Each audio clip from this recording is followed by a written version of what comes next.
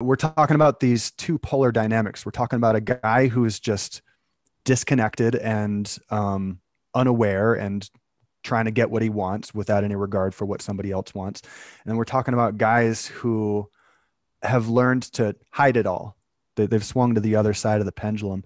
And there Right. really is a way to bring both. And that happens when, like I was speaking earlier, when you learn how to own your value as a man. The fact that what there's a few things. There's a lot of guys who are scared of being the creep.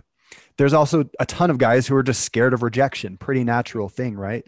Yeah. And there's two antidotes. There's an antidote to each. To the former, to the I'm scared to look like a creep. It's this process of learning how to bring your desire and lay it out on the table without expectation. I call this desire without demand.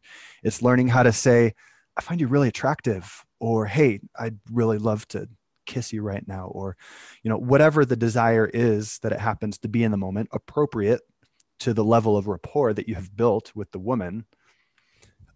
It's learning to just put that out on the table and without needing a particular response from her, without needing her to reciprocate, um, and then without getting butthurt and ashamed about it either if she doesn't want to play that game with you, because there are a lot of women out there, whatever the game that you want to play is, whether it's monogamy or just dating around and having a sexploration, or we work with guys who are even in their 30s who haven't dated anybody or had a real partnership for like 10 years, Or ever.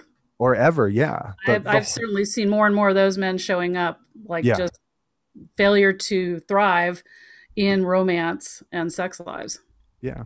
And there's an acknowledgement of the value that you bring. And you use the word presence. And that, in my mind, is one of the best, most essential ways that you can sum up the value that a man has to bring.